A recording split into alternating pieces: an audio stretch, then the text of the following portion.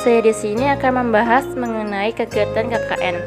Kegiatan di sini saya akan melihat warga atau orang tuanya sekitar banyak yang kurang memiliki kesadaran terhadap pembelajaran kepada anak. Jadi saya akan membimbing anak-anak dalam proses pembelajaran, seperti sosialisasi PBHS kepada anak-anak serta ikut memberikan pembimbingan anak-anak mengenai perilaku yang baik kepada orang tua. Teman serta arti bersyukur. Dari kegiatan yang kami lakukan bertujuan supaya anak-anak tidak merasa bosan pada saat di rumah. Pembelajaran jarak jauh di era COVID-19. Pengertian pembelajaran jarak jauh. Situasi pandemi COVID-19 adalah situasi yang sangat membuat banyak perubahan di berbagai sektor, termasuk dengan sektor pendidikan. Dengan adanya kondisi seperti ini, kebijakan yang diambil untuk mencegah dan memutuskan mata rantai penyebaran virus COVID-19 yang semakin masif, di mana instansi pendidikan formal, non-formal tidak bisa mengadakan pembelajaran secara tatap muka, mencegah penularan kepada anak-anak peserta didik, yang mana anak-anak ini menjadi sangat rawan karena imunitas anak-anak masih belum bisa sekuat orang dewasa. Dari kondisi inilah, guru menuntut para guru berinovasi dari pembelajaran yang mana para guru harus bisa mengembangkan pola pembelajaran yang berpusat pada peserta didik, di mana guru membimbing dari jauh dan dalam jaringan yaitu daring. Dari situasi itulah pembelajaran jarak jauh menjadi solusi untuk tetap bisa menjalankan pembelajaran seperti biasanya. Dengan kondisi yang berbeda dengan sistem yang awal tatap muka menjadi daring, pendidikan jarak jauh adalah pendidikan formal yang berbasis lembaga yang peserta didik dan instrukturnya berada di lokasi yang terpisah, sehingga memerlukan sistem telekomunikasi interaktif untuk menghubungkan keduanya dan berbagai sumber daya yang diperlukan di dalamnya. Kelebihan dan kekurangan pembelajaran jarak jauh. Ada beberapa kelebihan dari pembelajaran jarak jauh. Yang pertama, tersedianya fasilitas moderating di mana pendidik dan peserta didik dapat berkomunikasi secara mudah melalui fasilitas internet tanpa dibatasi oleh jarak, tempat, dan waktu. Yang kedua, peserta didik dapat belajar atau mereview bahan pelajaran setiap saat dan di mana saja jika diperlukan. Yang ketiga, informasi dapat ditambah dengan sumber yang lain atau referensi yang lain. Yang keempat, pendidikan dan peserta didik dapat terhubung dalam sebuah ruang maya yang bisa menampung jumlah peserta didik yang lebih banyak. Yang kelima, berubahnya peran peserta didik yang pasif menjadi aktif dan pusat pembelajaran ada pada peserta didik. Adapun kekurangan pembelajaran jarak jauh, yang pertama, kurangnya interaksi antar pendidik dan peserta didik atau bahkan antar sesama peserta didik itu sendiri. Yang kedua, pembelajaran bisa menjadi membosankan karena harus memperhatikan pendidik dalam menyampaikan di depan layar perangkat keras yang bisa merusak mata peserta didik. Yang ketiga, kecenderungan mengabaikan aspek akademik atau aspek sosial dan sebaliknya mendorong tumbuhnya aspek bisnis atau komersial. Yang keempat, kurangnya motivasi belajar sehingga hilang semangat untuk belajar dan cenderung gagal. Yang kelima, nilai karakter yang harus dimiliki dan ditanam serta diarahkan sedikit sulit diterapkan karena sulit untuk memberi contoh yang konkret. Dan yang keenam, pembiayaan kuota untuk menjalankan pembelajaran daring sangatlah membebani. Adapun aplikasi penunjang pembelajaran jarak jauh, pertama ada Google Classroom yang sangat menjadi laris karena memang Google Classroom menjadi sebuah aplikasi penunjang pembelajaran yang sangat baik. Karena dari pihak Google sendiri membuat platform-platform yang bisa memudahkan para siswa untuk mengupload tugas-tugasnya serta pendidik menjadikan mudah dan terarah. Yang kedua, Zoom Meet. Zoom Meet sendiri adalah aplikasi untuk video conference atau video konferensi di mana pendidik bisa menyampaikan apa yang akan disampaikan melalui video interaktif. Yang ketiga ada Google Meet. Google Meet sama seperti halnya dengan Zoom, Google Meet memiliki fasilitas merupakan aplikasi video conference yang sama halnya seperti Zoom Meet. Namun Google Meet sendiri memiliki kapasitas pertemuan yang sangat besar sampai 300 sampai 500 orang. Yang keempat, ada Ruang Guru. Ini adalah sebuah aplikasi yang berbasis terhadap scientific learning, di mana peserta pendidik bisa menyampaikan video interaktif berupa gambar-gambar yang menarik sehingga peserta didik mudah memahami apa yang disampaikan. Yang kelima, ada Zenius. Zenius pun seperti halnya Ruang Guru, aplikasi penunjang pembelajaran yang sangat mudah diakses dan bisa memiliki efektivitas pencapaian pembelajaran yang sangat baik. Yang terakhir ada WhatsApp Messenger, di mana WhatsApp sendiri memiliki fasilitas chatting antar pendidik dan peserta didik yang bisa berinteraksi satu sama lain untuk mengevaluasi, untuk mengarahkan, dan video conference. Namun WhatsApp tidak bisa seperti aplikasi-aplikasi yang lain karena pembatasan video conference yang dibatasi. Pembelajaran jarak jauh merupakan solusi saat ini, adalah yang terbaik untuk tetap menjalankan proses pembelajaran karena pilihannya hanya dua. Pertama, peserta didik tidak belajar sama sekali atau belajar secara jarak jauh guna menjalankan proses pembelajaran. Pendidikan saat ini menjadi tugas bersama di mana peserta didik dipantau langsung oleh orang tua.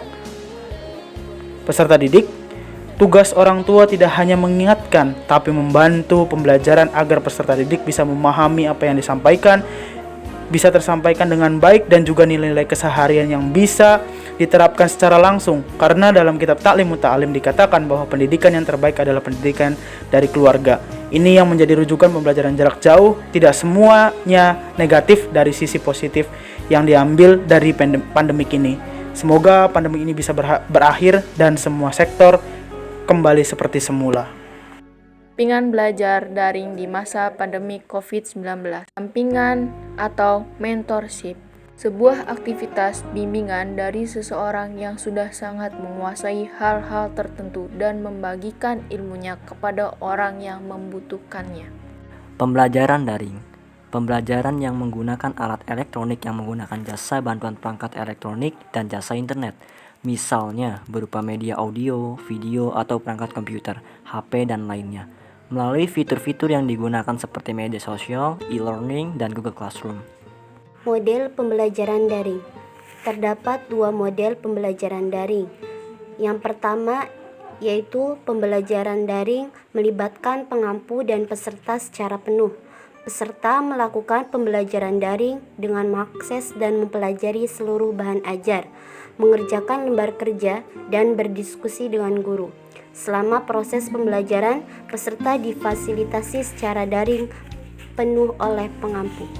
Pembelajaran daring model 2. Berbeda dengan model 1, pembelajaran daring model 2 melibatkan peserta, mentor, dan pengampu. Model ini dilakukan secara daring penuh dengan menggabungkan interaksi antara peserta, mentor, dan pengampu dengan model pembimbingan sebagai berikut. Yang pertama, interaksi pengampu dan mentor. Pengampu mendampingi mentor dan berinteraksi dengan mentor secara daring. Yang kedua, interaksi mentor dan peserta. Mentor itu mendampingi, berdiskusi, dan berkoordinasi dengan peserta secara daring. Yang ketiga, interaksi pengampu dan peserta. Pengampu memfasilitasi dan berkomunikasi dengan peserta secara daring. Teknis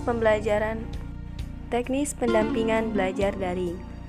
Untuk pra pembelajaran, yang pertama yang perlu disiapkan, orang tua harus memiliki nomor telepon guru dan bergabung ke dalam grup komunikasi satuan pendidikan. Yang kedua, orang tua perlu mendiskusikan rencana pembelajaran yang inklusif dengan guru. Yang ketiga, menyiapkan perangkat pembelajaran seperti komputer atau handphone. Saat pembelajaran, orang tua harus mendampingi dan memantau proses pembelajaran anak Yang kedua, mendorong peserta didik aktif dalam proses pembelajaran. Yang ketiga, membantu anak secara teknis dalam mengoperasikan teknologi. Pasca pembelajaran, yang pertama yang perlu dilakukan oleh seorang guru atau orang tua yaitu memastikan peserta didik mengisi lembar aktivitas. Yang kedua, mengumpulkan dokumentasi aktivitas dan penugasan setiap hari.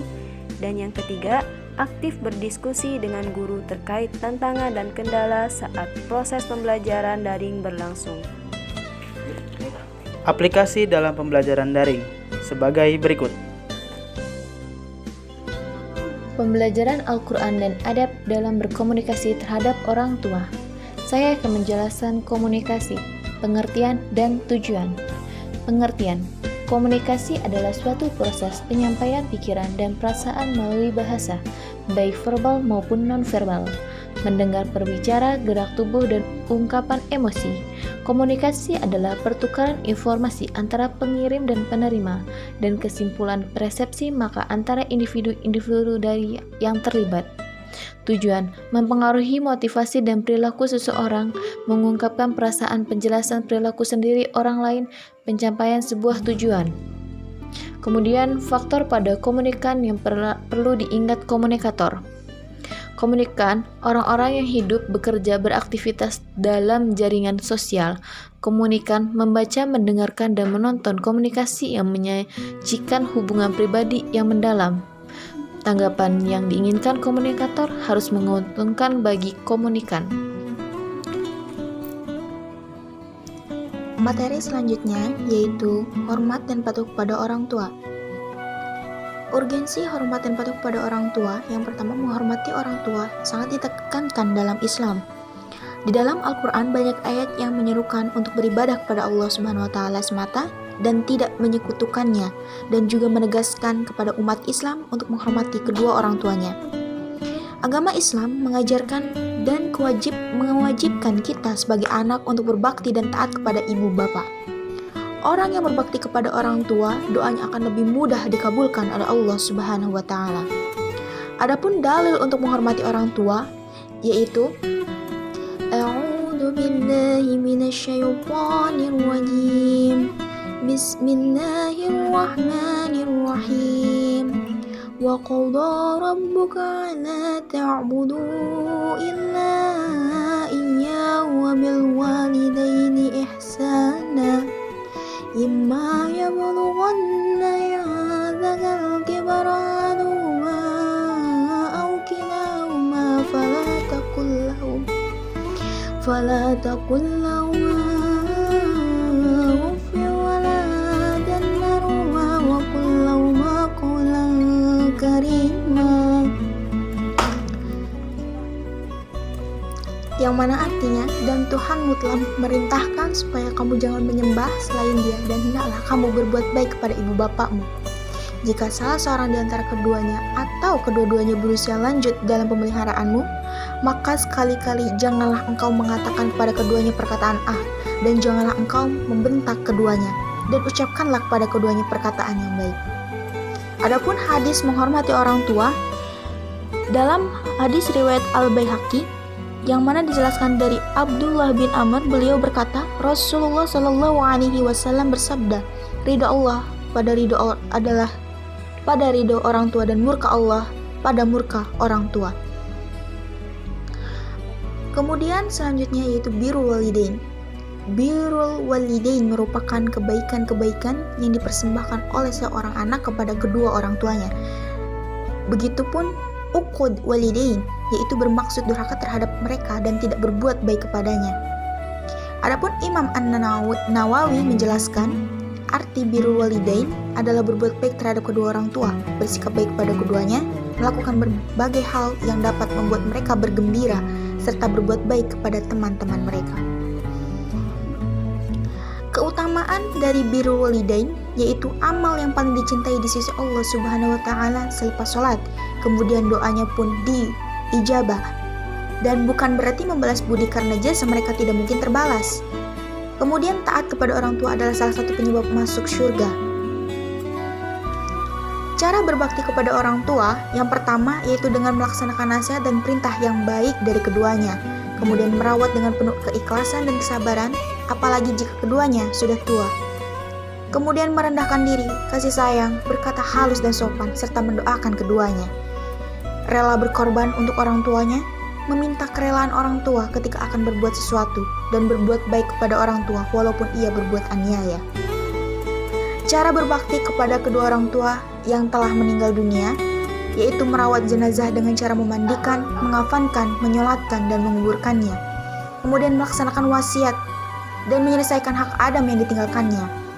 Menyambung tali silaturahmi kepada kerabat dan teman-teman dekatnya, kemudian melanjutkan cita-cita luhur yang dirintisnya atau menepati janji kedua ibu bapa. Dan yang terakhir, yang paling utama dan pertama adalah mendoakan ayah ibu yang telah tiada dan memintakan ampun kepada Allah Subhanahu wa ta'ala dari segala dosa orang tua kita. Adapun hikmah kita berbakti kepada kedua orang tua yaitu merupakan amal yang paling utama. Berbakti kepada kedua orang tua dapat menghilangkan kesulitan yang sedang dialami. Berbakti kepada orang tua akan diluaskan rezeki dan diperpanjangkan umur. Dan berbakti kepada kedua orang tua dapat menjadikan kita dimasukkan ke surga oleh Allah Subhanahu wa ta'ala. Cara berkomunikasi yang baik kepada orang tua, berkata benar. Hai orang-orang yang beriman, bertakwalah kamu kepada Allah dan katakanlah perkataan yang benar. Quran surat Al-Ahzab ayat 70. Berkata baik. Berkata yang baik merupakan salah satu etika komunikasi yang diatur dalam Al-Quran. Yang dalam artinya, katakanlah kepada hamba-hambaku, hendaklah mereka mengucapkan perkataan yang benar.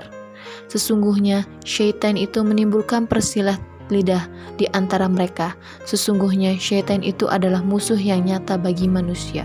Quran surat Al-Isra ayat 53. Berkata lemah lembut. Komunikasi orang tua dan anak itu sangat penting bagi perkembangan kepribadian anak. Orang tua bertanggung jawab memenuhi kebutuhan anak guna mengembangkan keseluruh eksistensi anak. Kebutuhan tersebut meliputi kebutuhan biologis maupun kebutuhan psikologis, seperti rasa aman, dikasih, dimengerti sebagai anak, sehingga anak dapat tumbuh dan berkembang ke arah harmonis. Dengan melakukan komunikasi, orang tua dapat mengetahui pandangan-pandangan dan kerangka berpikir anaknya, dan sebaliknya anak juga dapat mengetahui apa yang diinginkan oleh orang tua. Selanjutnya yaitu pembelajaran Al-Quran. Pembelajaran Al-Quran dan makhorijul huruf, di mana di sini memberikan pembelajaran makhorijul huruf hijaiyah dengan menggunakan media gambar. Karena media gambar ini lebih mudah untuk dilihat dan dipahami, sehingga tingkat keefektivitasannya itu lebih baik daripada yang lain. Kemudian memberikan pembelajaran makhorijul huruf hijaiyah dengan menggunakan media tulis, karena materi dapat dibaca berulang-ulang sehingga akan membantu anak-anak dalam mengingat ataupun memahami materi yang telah dan sedang dipelajari. Di mana dalam media gambar maupun media tulis ini ada kekurangan dan kelebihannya masing-masing, seperti yang sudah saya jelaskan sebelumnya. Pembelajaran matematika. Yang pertama yaitu pengertian atau definisi matematika. Definisi matematika dalam bahasa Yunani berarti pengetahuan, pemikiran, dan pembelajaran. Matematika disebut juga dengan ilmu hisab, yaitu ilmu yang mempelajari hal-hal seperti besaran, struktur, ruang, dan perubahan. Pengertian matematika menurut para ahli. Menurut James dan James, 1976, matematika adalah pola pikir, terorganisir, bukti logis. Matematika adalah bahasa yang menggunakan istilah yang didefinisikan dengan cermat, jelas, dan akurat representasi dari simbol dan padan. Menurut Johnson dalam Resefendi 1972, matematika adalah unsur-unsur yang tidak didefinisikan, definisi aksioma, dan dalil-dalil di mana argumen setelah terbukti alik pada umumnya, karena matematika ini sering disebut ilmu deduktif. Menurut Klein 1973, matematika adalah sebuah makalah penelitian tentang pola dan hubungan, jalan atau pola berpikir, suatu seni, bahasa, dan alat-alat. Selanjutnya yaitu tujuan pembelajaran matematika. Tujuan pembelajaran matematika secara umum adalah agar siswa mampu dan terampil menggunakan matematika. Selain itu, matematika juga dapat memberikan tekanan penataran nalar dalam penerapan matematika. Tujuan pembelajaran matematika menurut Debdignas. Yang pertama, memahami konsep matematika, menjelaskan keterkaitan antar konsep, dan mengaplikasikan konsep atau algoritme. Yang kedua, menggunakan penalaran pada pola dan sifat, melakukan manipulasi matematika dalam generalisasi, menyusun bukti, atau menjelaskan gagasan dan pernyataan matematika. Yang ketiga, memecahkan masalah yang meliputi kemampuan memahami masalah, merancang model matematika, menyelesaikan model, dan yang diperoleh. Yang keempat, mengkomunikasikan gagasan secara simbol, tabel, diagram, atau media lain untuk menjelaskan keadaan atau masalah. Yang kelima, memiliki sikap menghargai penggunaan matematika dalam kehidupan sehari-hari. Ada 6 manfaat dalam pembelajaran matematika. Yang pertama, dapat memecahkan suatu masalah. Kedua, dapat membantu dalam berdagang. Ketiga, dapat menjadi dasar pokok ilmu. Keempat, dapat membuat kita teliti, cermat, dan tidak ceroboh. Kelima, dapat melatih cara berpikir. Dan keenam, dapat melatih kesabaran. Selanjutnya, ada metode pembelajaran matematika. Yang pertama, berlatih dengan cara sederhana. Contohnya, orang tua dapat mengajarkan berlatih matematika dengan cara mengajak anak menghitung jumlah mainannya, atau bisa juga mengajak anak untuk menyortir mainannya mereka bersama berdasarkan bentuk atau warna, kemudian ajari mereka berhitung kembali, bisa juga menghitung menggunakan jari. Yang kedua, gunakan objek-objek yang ada di rumah. Contohnya, orang tua dapat menggunakan objek-objek yang ada di rumah, misalnya kursi dan meja. Ajari anak untuk menghitung kursi yang ada di rumah atau menghitung kaki meja makan. Yang ketiga, gunakan permainan yang seru. Contohnya, orang tua bisa menggunakan permainan yang seru untuk melatih matematika kepada anak, yaitu dengan permainan balok. Contohnya, ajak mereka mengumpulkan balok sesuai bentuk dan menghitungnya.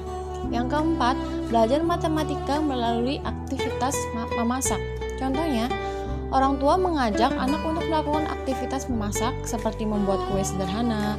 Saat proses pembuatan adonan, mama bisa mengajari mereka bagaimana cara membagi adonan dalam beberapa bagian. Melalui aktivitas ini, anak dapat belajar matematika pecahan secara sederhana dan menyenangkan. Yang kelima, belajar dengan musik. Contohnya, orang tua dapat mendengarkan lagu-lagu dan melihat video-video edukatif yang berisi angka-angka. Mama bisa memasang lagu atau video edukatif tersebut dan ajak anak mengenal angka. Yang keenam, terus latih anak dengan pertanyaan, yaitu contohnya orang tua mengajukan pertanyaan-pertanyaan sederhana di setiap harinya. Misalnya, ketika berada di pusat perbelanjaan, mama dapat bertanya tentang jumlah barang yang harus dimasukkan ke dalam keranjang. Dan yang terakhir, ajari dan dampingi anak dengan sabar dan penuh kasih sayang. Bahasa Inggris. Bahasa Inggris adalah salah satu bahasa asing yang mungkin pada saat ini pada tingkatan SD ataupun sekolah dasar tidak diajarkan. Oleh karena itu, bahasa Inggris adalah pelajaran yang sangat penting karena di dunia pendidikan, bahasa Inggris mulai diajarkan atau dikenalkan pada saat sekolah menengah pertama ataupun SMP. Karena itu, kita sebagai orang tua ataupun sebagai pengajar sangat perlu untuk mengenalkan mereka tentang apa itu bahasa Inggris. Karena ketika kita tidak mengenalkan apa itu bahasa Inggris, maka yang akan terjadi adalah anak-anak yang ketika memasuki sekolah menengah pertama, mereka akan kaget dan mungkin tidak terbiasa oleh hal itu. Karena itu, bahasa Inggris sangat penting tidak hanya di dunia pendidikan, akan tetapi juga di dunia internasional. Kita telah memasuki era industri 4.0, di mana industri tersebut kita berada di pasar dagang internasional, yang dimana bahasa Inggris menjadi salah satu kunci yang sangat penting, karena bahasa Inggris digunakan oleh hampir seluruh masyarakat internasional dalam berkomunikasi. Karena itu bahasa Inggris bukan hanya digunakan untuk sekedar formalitas dalam dunia pendidikan, akan tetapi pentingnya bahasa Inggris pula dapat mempengaruhi masa depan anak-anak ataupun masa depan para siswa kita nantinya. Metode mengajar bahasa Inggris. Bahasa Inggris dapat diajarkan dengan berbagai macam metode, salah satunya menggunakan PowerPoint, seperti yang pernah saya gunakan pada saat pengajaran bahasa Inggris. PowerPoint yang bergambar dapat sangat menarik perhatian anak-anak karena gambarnya yang atraktif dan juga menarik perhatian mereka. Oleh karena itu, materi yang kita ajarkan pun dapat dengan mudah diterima dan dipahami oleh anak-anak. Banyak sekali metode lainnya seperti menggunakan video, menggunakan lagu, dan lain sebagainya. Pembelajaran bahasa Inggris dapat diajarkan dengan berbagai macam cara dan juga berbagai macam teknik, tergantung situasi dan kondisi yang sedang ada di lapangan. Coronavirus merupakan keluarga besar virus yang menyebabkan penyakit pada manusia dan hewan. Pada manusia biasanya menyebabkan penyakit infeksi saluran pernapasan, mulai dengan flu biasa hingga penyakit yang serius seperti Middle East Respiratory Syndrome atau MERS, dan sindrom pernafasan akut berat Severe Acute Respiratory Syndrome atau SARS. Coronavirus jenis baru yang ditemukan pada manusia sejak kejadian luar biasa muncul di Wuhan, China pada Desember 2019. Kemudian diberi nama Severe Acute Respiratory Syndrome Coronavirus 2 SARS-CoV-2 dan menyebabkan penyakit coronavirus disease 2019 COVID-19. Virus ini merupakan virus yang sangat luar biasa, menyebar secara mudah dari sentuhan, lalu merusak sistem pernafasan sampai dengan paru-paru. Penyakit ini dapat menyebar melalui tetesan kecil atau droplet dari hidung, mulut pada saat batuk atau bersin. Droplet tersebut kemudian jatuh pada benda-benda di sekitarnya. Kemudian jika ada orang lain yang menyentuh benda yang sudah terkontaminasi dengan droplet tersebut, lalu orang itu menyentuh mata, hidung, atau mulut segitiga wajah, maka orang itu dapat terinfeksi COVID-19, atau bisa juga seseorang tersebut terinfeksi COVID-19 ketika tanpa sengaja menghirup droplet dari penderita. Gejala yang timbul dari infeksi coronavirus sendiri, yang pertama adanya demam, yang kedua batuk pilek, yang ketiga letih dan lesu, yang keempat sakit tenggorokan, yang kelima gangguan sesak pernafasan selama 14 hari berturut-turut. Jika seseorang sudah memenuhi syarat tersebut, disarankan untuk mengkarantina diri selama 14 hari ke depan agar virus tersebut bisa mati secara sendiri atau dilarikan ke rumah sakit terdekat yang merupakan rumah sakit penanganan khusus COVID-19. Siapa saja yang beresiko terinfeksi COVID-19? Yang pertama, orang yang tinggal atau berpergian di daerah di mana virus COVID-19 bersirkulasi sangat mungkin beresiko terinfeksi.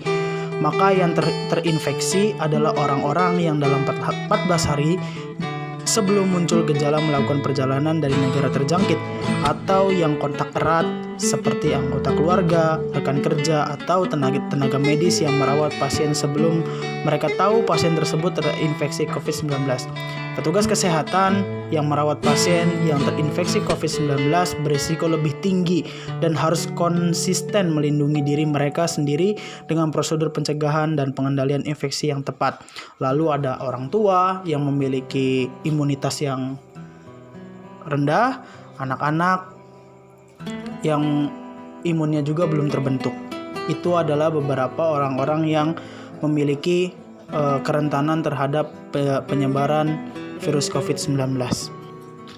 Pencegahan bisa dilakukan yang sebenarnya sangat mudah. Yang pertama itu rajin cuci tangan pakai sabun dan air Lalu kedua, konsumsi buah dan sayur setiap hari. Yang ketiga, rajin olahraga dan istirahat yang cukup. Yang keempat, jaga jarak dengan orang lain minimal 1 meter atau social distancing. Yang kelima, hindari keramaian. Yang keenam, lebih banyak berada di rumah. Ini pencegahan yang mudah untuk dilakukan karena virus ini akan menyebar melalui sentuhan atau droplet yang menempel di benda-benda yang bisa membuat virus COVID-19 sendiri berkembang biak. Jaga diri dan keluarga Anda dari coronavirus disase dengan baik dan bijak. Hadapi dengan pikiran positif, hiduplah dengan budaya PHBS, perilaku hidup bersih dan sehat.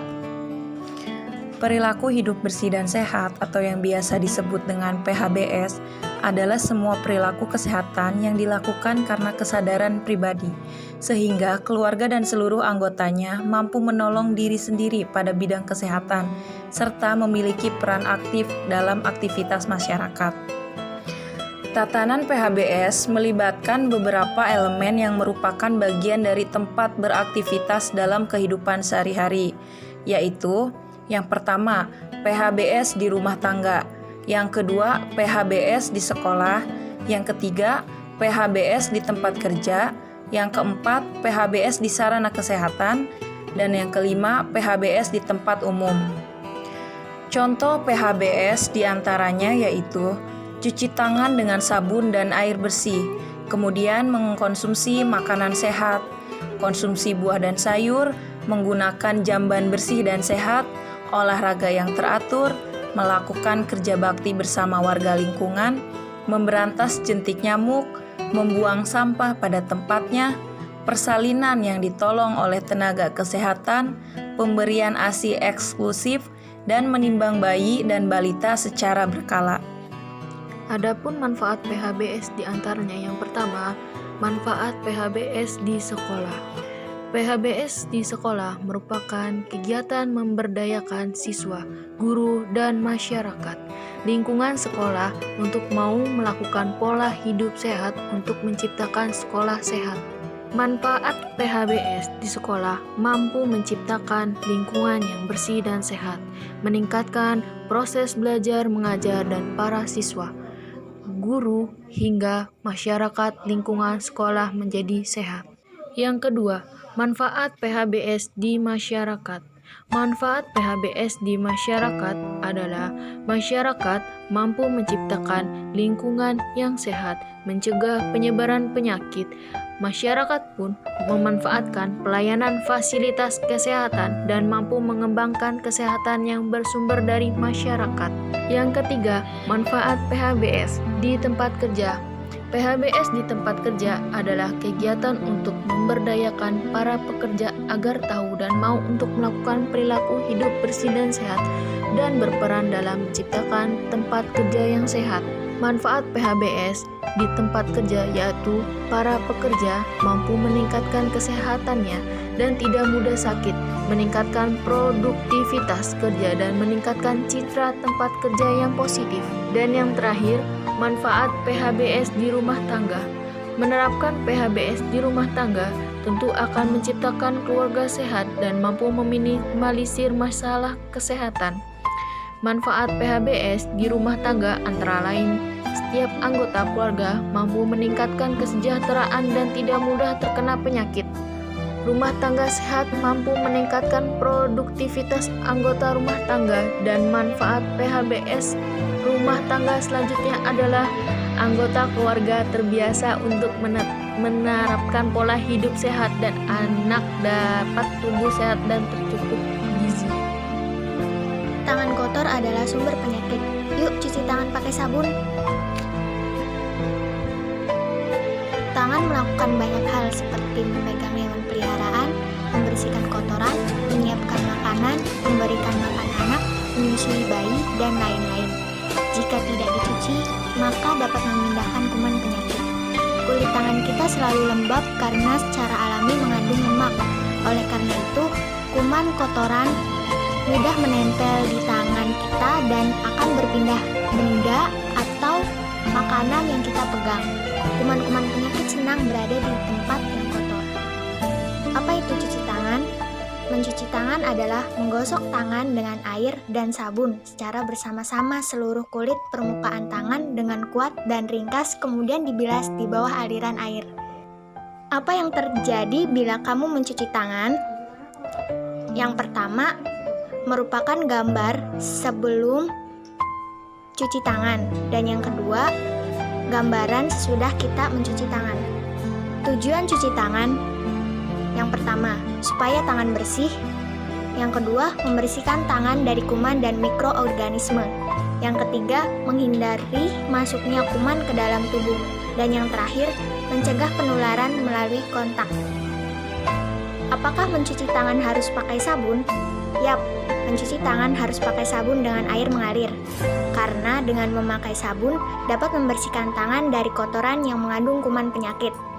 Mencuci tangan pakai sabun dengan air mengalir dapat mencegah penyakit diare, mencegah infeksi saluran pernapasan atas atau ISPA hingga lebih dari 50%, menurunkan 50% insiden avian influenza, hepatitis A, kecacingan, penyakit kulit dan mata. Dan yang terakhir, cuci tangan merupakan garda terdepan untuk mencegah penularan COVID-19. Langkah cuci tangan pakai sabun. Yang pertama, basahi tangan, gosok sabun pada telapak tangan, kemudian usap dan gosok kedua telapak tangan secara lembut dengan arah memutar. Yang kedua, usap dan gosok juga kedua punggung tangan secara bergantian. Yang ketiga, gosok sela-sela jari tangan hingga bersih. Yang keempat, bersihkan ujung jari secara bergantian dengan posisi saling mengunci. Yang kelima, gosok dan putar kedua ibu jari secara bergantian. Yang keenam, letakkan ujung jari ke telapak tangan kemudian gosok perlahan, bilas dengan air bersih dan keringkan. Kapan sih harus cuci tangan dengan sabun?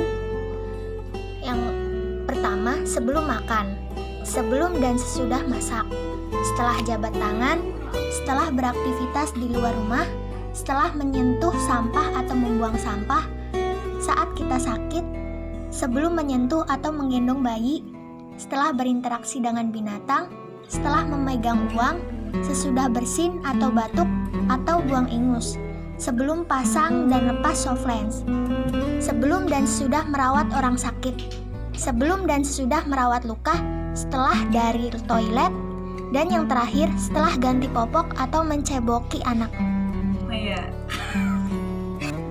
Ingat ya, gunakan sabun dan air mengalir saat cuci tangan selama 20 detik. Kreativitas adalah kemampuan untuk menyajikan gagasan atau ide baru. Karakteristik kreativitas terbagi menjadi 3. Pertama, memiliki dorongan dan keterlibatan yang tinggi. Kedua, memiliki rasa ingin tahu yang besar, memiliki ketekunan yang tinggi. Dan ketiga, memiliki ketekunan yang tinggi dan percaya diri. Dalam kehidupan ini, kreativitas sangat penting, karena kreativitas merupakan suatu kemampuan yang sangat berarti dalam proses kehidupan manusia. Dengan kreativitas tinggi yang dimiliki seseorang, maka seseorang tersebut akan mempunyai pengembangan diri secara optimal. Mereka dapat mempergunakan ide-idenya untuk menciptakan kreasi baru demi kelangsungan hidup. Mengapa kreativitas penting? Suatu produk yang biasa hanya menghasilkan nilai yang biasa. Dengan kreativitas, produk biasa tersebut dapat menjadi kemungkinan baru yang bernilai ekonomi lebih dari memberi hidup yang lebih baik. Tahapan kreativitas pertama, kreativitas yaitu ide pemikiran yang unik dan inovatif. Kedua, sesuatu yang biasa, produk yang dijadikan objek karya kreativitas. Ketiga, kreativitas yang bernilai ekonomis. Kreativitas yang bernilai ekonomis bisa bernilai jual beli. Kreativitas dan kewirausahaan, entrepreneurship. Menurut Tasmara, seseorang yang memiliki jiwa entrepreneurship, terdapat dalam rumusan 10C. Menurut Alma 2009 halaman 18 sebagai berikut. Pertama, komitmen. Kedua, confidence. Ketiga, komparatif. Keempat, care. Kelima, kreatif. Keenam, challenge. Ketujuh, calculation. Kedelapan, communication. Kesembilan, competitiveness. Ke-10, change. Berdasarkan ciri-ciri tersebut, maka karakteristik seorang entrepreneur ialah kreativitas. Sehingga dapat disimpulkan bahwa entrepreneurship adalah jiwa-jiwa usaha yang ditanamkan sejak dini agar kelak mampu menjadi seorang pribadi atau pengusaha yang sejati dan tangguh. Jiwa-jiwa entrepreneur tersebut antara lain berani, mampu memecahkan masalah, kreatif, empati, mampu berkomunikasi serta mampu membawa diri di berbagai lingkungan. Schumpeter menegaskan pentingnya entrepreneur sebagai kendaraan utama untuk menggerakkan perekonomian agar dapat melaju dari keseimbangan statis melalui berbagai inovasi dan mengarahkan proses kreativitas yang bersifat disruptif, menguji struktur yang ada dan mengubah keseimbangan ekonomi. Siapapun yang menjalankan fungsi tersebut adalah seorang entrepreneur, tanpa membedakan apakah orang tersebut independen atau orang tersebut bekerja pada suatu perusahaan. Yang dimaksud dengan kreativitas terhadap bisnis adalah menghadirkan suatu gagasan baru. Kreativitas merupakan sebuah proses yang dapat dikembangkan dan ditingkatkan, bahwa kreativitas tiap-tiap orang berbeda-beda. Kemampuan seseorang dalam bakat, pengetahuan, dan lingkungan juga dapat memengaruhi kreativitas. Kreativitas merupakan sumber yang penting dari kekuatan persaingan bisnis karena adanya perubahan lingkungan. Hubungan kreativitas dengan kewirausahaan sangat erat dan terkadang overlap walaupun tidak sama di antara keduanya. Sasaran target kreativitas dan entrepreneurship anak. Mengenalkan konsep entrepreneurship pada anak usia dini bukan bertujuan untuk mempekerjakan anak, tetapi menanamkan nilai kewirausahaan yang di dalamnya juga terkandung nilai-nilai karakter baik untuk kehidupan anak. Hal tersebut sesuai dengan pendapat Wibowo bahwa pendidikan kewirausahaan seharusnya memang dilakukan sejak dini, diajarkan di jenjang awal pendidikan, yaitu taman kanak-kanak dan sekolah dasar. Tentunya materi yang disampaikan disesuaikan dengan jenjang pendidikan dan usia siswa.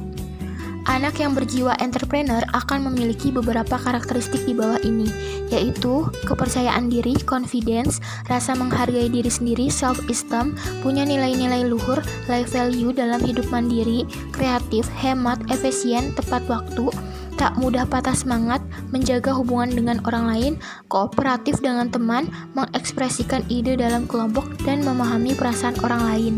Berikut produk kreativitas yang kami buat selama KKNDR di Kelurahan Tukmudal. Yang pertama, tempat pensil. Sebagai bukti kami lampirkan foto bersama anak-anak di rumah Bapak Sodikin RT 04 RW 04. Yang kedua, gambar ikan dekorasi ruangan anak. Dengan buktinya itu foto bersama anak-anak di Musola Al-Falah Duku Malang RT 02 RW 02. Dan yang ketiga, gantungan awan dekorasi kamar tidur anak, yaitu dilampirkan foto bersama anak-anak di Masjid Baitur Rahmah Jalan Abdi Negara RT 01 RW 07. Bahan-bahan yang digunakan untuk membuat produk tempat pensil yaitu botol bekas dan kain flanel, gunting dan lem lilin tembak untuk kain flanel, pita dan korek api.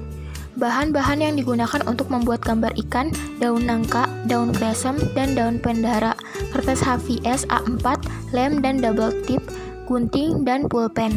Bahan-bahan yang digunakan untuk membuat hiasan awan dekorasi pintu kamar anak yaitu kardus bekas dan kain flanel, gunting, lem dan double tip, benang wol dan pita, penggaris, dan pulpen. Tim kreativitas KKNDR Kelurahan Tukmudal yaitu Anisha Nur Istiqomah kelompok 86 Perbankan Syariah dan Siti Khotimah kelompok 62 Perbankan Syariah. Di sini kami akan memberikan bimbingan kepada anak-anak berupa bimbingan individu dan bimbingan kelompok. Pertama-tama saya akan menjelaskan pengertian dari bimbingan kelompok. Bimbingan kelompok merupakan suatu cara memberikan bantuan kepada individu melalui kegiatan kelompok. Dan dalam kegiatan ini untuk membahas sebagian hal yang berguna bagi pengembangan atau pemecahan masalah dalam topik-topik yang umum yang menjadi kepedulian bersama anggota kelompok.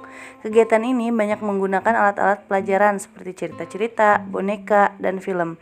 Terkadang dalam pelaksanaannya, konselor mendatangkan ahli tertentu untuk memberikan ceramah yang bersifat informatif. Bimbingan kelompok pada umumnya menggunakan prinsip dan proses dinamika kelompok seperti kegiatan sosiodrama, diskusi, dan teknik lainnya yang berkaitan dengan kegiatan kelompok.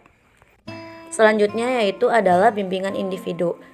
Bimbingan individu atau bimbingan pribadi menurut Ketut 1993 halaman 11 adalah bimbingan pribadi merupakan usaha bimbingan dalam menghadapi dan memecahkan masalah pribadi seperti penyelesaian diri, menghadapi konflik dan pergaulan. Nah, bimbingan ini dapat diberikan baik untuk menghindari kesulitan-kesulitan maupun untuk mengatasi persoalan-persoalan yang dihadapi oleh individu di dalam kehidupannya. Dan bimbingan ini dimaksudkan untuk supaya individu itu dapat mencapai kesejahteraan hidup. Yang selanjutnya akan menjelaskan tentang tujuan bimbingan itu sendiri. Ya, tujuan bimbingannya itu terdiri dari umum dan khusus. Yang umumnya bertujuan untuk mengembangkan pribadi masing-masing anggota kelompok melalui berbagai suasana yang muncul dalam kegiatan ini, baik suasana yang menyenangkan maupun menyedihkan. Kemudian, tujuan yang khususnya yaitu individu bersikap terbuka, mampu berbicara di depan banyak orang, melatih individu agar dapat mengambil sikap bertanggung jawab, mengambil keputusan, dan mampu mengembangkan perasaan, pikiran, serta memunculkan tingkah laku baru yang lebih efektif sebagai fungsi pencegahan agar siswa tidak mengalami permasalahan yang menjadi topik dalam bahasan bimbingan kelompok. Selanjutnya, saya akan menjelaskan tentang kegiatan bimbingan kelompok. Proses yang dilakukan dalam pelaksanaan bimbingan kelompok pada anak-anak mengenai adab terhadap orang tua, tidak memilih dan mengejek teman, dan arti bersyukur yang dilakukan di dalam ruangan yang dilakukan secara serentak kepada anak-anak di Kelurahan Tuk Modal. Kegiatan ini diawali dengan pengenalan antara pembimbing dengan anak-anak, lalu melakukan tes fokus agar menstimulus daya fokus pada anak-anak yang bertujuan agar materi bimbingan yang diberikan mudah diterima dan diserap oleh anak-anak. Lalu dilanjut dengan pemutaran film animasi pendek tentang adab terhadap orang tua. Lalu pembimbing meminta anak-anak menyimpulkan isi dan maksud dari film tersebut dan mengajak anak-anak untuk menerapkan adab terhadap orang tua yang baik dalam kehidupannya sehari-hari. Selanjutnya adalah materi yang terakhir. Di sini adalah berisi materi dalam bimbingan. Yang pertama itu melihat tayangan film tentang orang tua.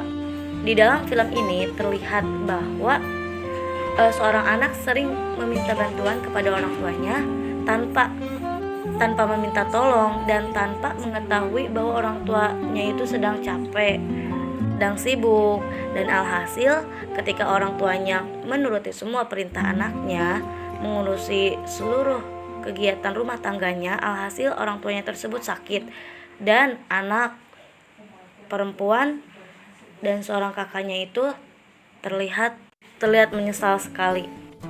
Yang kedua itu melihat tayangan film tentang tidak mengejek teman. Dari video ini kita mengajarkan kepada anak-anak agar bersikap baik kepada teman sebaya dan tidak berkata kasar kepada teman. Dengan kita tidak mengejek teman, kita dapat merasa lebih bersyukur dan menghargai sesama. Dan karena kita tidak mengejek teman, dari situ kita dapat mendapatkan lebih banyak teman, dapat melakukan sosialisasi dengan baik, dan hidup lebih rukun. Nah, selanjutnya adalah renungan yang akan dijelaskan oleh teman saya.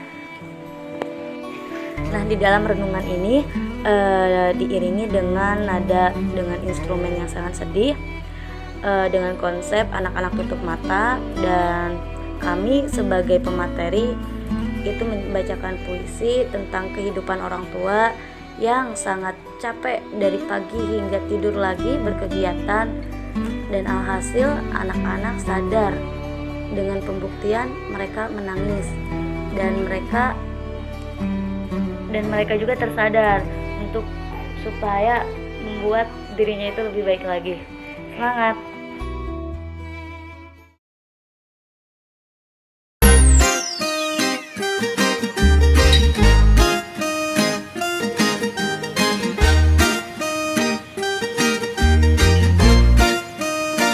I love you, baby, and if it's quite alright, I need you, baby. trust in me when I say so lock the door and throw out the key. Can't find this no more. It's just you and me, and there's nothing I can do. I'm stuck with you, stuck with you, stuck with you. Picture perfect, you don't need no filter. God, just make him drop dead, you killer. Shower you with all my attention. Yeah, these are my own. Bismillahirrahmanirrahim. Assalamualaikum warahmatullahi wabarakatuh. Perkenalkan, saya Baihaki, Lurah Tukmudal, Kecamatan Sumber, Kabupaten Cirebon. Dalam hal ini akan sedikit memberikan informasi terkait pelaksanaan ataupun kegiatan KKNDR yang dilaksanakan oleh anak-anak mahasiswa dan mahasiswi YIN Syekh Nurjati Cirebon. Alhamdulillah pelaksanaannya sudah berjalan secara baik dan lancar kurang lebih 1 bulan kemarin di bulan Juli. Adapun kegiatan-kegiatan tersebut di tengah-tengah pandemi COVID-19 ini membuktikan bahwa walaupun di masa pandemi ini kita sebagai mahasiswa khususnya tidak serta-merta harus terhambat ataupun terhenti. Jadi di tengah pandemi tetap untuk mahasiswa bisa melaksanakan kegiatan-kegiatan tugas-tugas ataupun hal-hal lainnya seperti KKNDR yang alhamdulillah bisa memberikan manfaat ataupun kesan-kesan di masyarakat. Jadi walaupun kondisi COVID, tapi kita tetap melaksanakan secara prosedur penanganan COVID-19 dengan cara tetap memakai masker, menjaga jarak, dan rajin cuci tangan. Walaupun dalam kegiatan-kegiatan keseharian yang pastinya menimbulkan keramaian ataupun kerumunan, kita tetap bisa melaksanakannya dengan syarat tetap mengikuti prosedur COVID-19. Mudah-mudahan apa-apa yang sudah dilaksanakan oleh anak-anak YIN ini menjadikan sebuah contoh baik kelurahan-kelurahan lain maupun mahasiswa-mahasiswa lain, universitas lain yang akan melaksanakan. Karena setelah YIN ini selesai disusul dari UMC dan Universitas Gunung Jati. Mudah-mudahan pelaksanaannya satu lagi kemarin untuk YIN alhamdulillah dapat satu lagi warga kami dari UIN Bandung, jadi gabung. Jadi dari YIN Syekh Gunung Jati, Syekh Nurjati Cirebon bergabung dengan mahasiswi UIN Bandung, walaupun cuma 1 orang. Tapi karena hal tersebut KKNDR yang diharuskan di domisili masing-masing, otomatis yang kemarin melaksanakan KKN otomatis warga saya pribadi, warga Tukmudal. Jadi pastinya saya sangat mensupport ataupun mendukung kegiatan-kegiatan yang dilaksanakan anak-anak KKN ini. Mudah-mudahan kegiatan yang sudah dilaksanakan memberikan berkah dan manfaat khususnya bagi warga Kelurahan Tukmudal ataupun bagi mahasiswa KKN ini yang memberikan ilmu ataupun tambahan pengalaman di lapangan, bahwa kita sebelum melaksanakan terjun di lapangan, setelah lulus kita sudah mempunyai sedikit pengalaman ataupun bekal bagaimana kita bermasyarakat ataupun melaksanakan kegiatan-kegiatan yang ada di masyarakat. Mungkin cukup sekian dari kami. Sekali lagi saya ucapkan selamat dan sukses kepada anak-anak mahasiswa YIN Syekh Nurjati dan UIN Bandung yang sudah melaksanakan kegiatan KKNDR sangat baik dan lancar. Sekian, terima kasih. Billahi taufiq wal hidayah. Wassalamualaikum warahmatullahi wabarakatuh. So lock the door and throw out the key. Can't find this no more. It's just you and me, and there's nothing I can do. I'm stuck with you, stuck with you, stuck with you. Picture perfect, you don't need no filter. God, just make him drop dead, you killer. Shower you with all my attention. Yeah, these are my only intentions. Don't stay away for too long. Don't go to bed. I'll make a cup of coffee for your head. I'll get you up and going out of bed. So, before you go, was there something I could have said to make your heart feel better? If only I'd know you had a storm to weather. Put your hand in mine. You know that I want to be with you all the time. You know that I won't stop until I make you mine. You know that I won't stop until I make you mine. Until I make you Feeling mine. good, like I should, when I took a walk around the neighborhood. Feeling blessed, never stressed.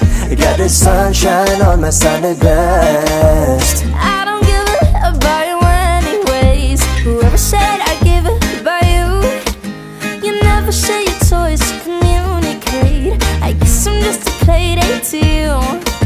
Everything has changed. It all happened for a reason. Down from the first stage. It isn't something we fought for. Never wanted this kind of pain. Turn myself so cold and heartless. But one thing you should know, I know I'm messed up, I'm just a loser. Shouldn't be with ya, guess I'm a quitter. While you're out there drinking, and I'm just thinking about where I should have been. I've been lonely in the fire. like that, yeah, like that, da da da da da da da. Bada bing, bada boom, boom, boom. It go like that, da da da da da da da. I'd rather be dry, but at least I'm alive. Rain on me, rain, rain, rain on me, rain, rain. I'd rather be dry, but at least I'm alive. Rain on me, rain, rain. Watermelon sugar high, watermelon sugar high, watermelon sugar high, watermelon sugar high. Every night and every day, I try to make you stay, but you're savage love. Did somebody break your heart? Looking like an angel, but you're savage love. When you kiss me, I know you don't give to, but I still want that. You're savage love. It's savage love. It's savage love. You can use me. And don't forget to love. Don't forget to subscribe. Follow our Instagrams, and go subscribe to our YouTube channel. Thank you very much.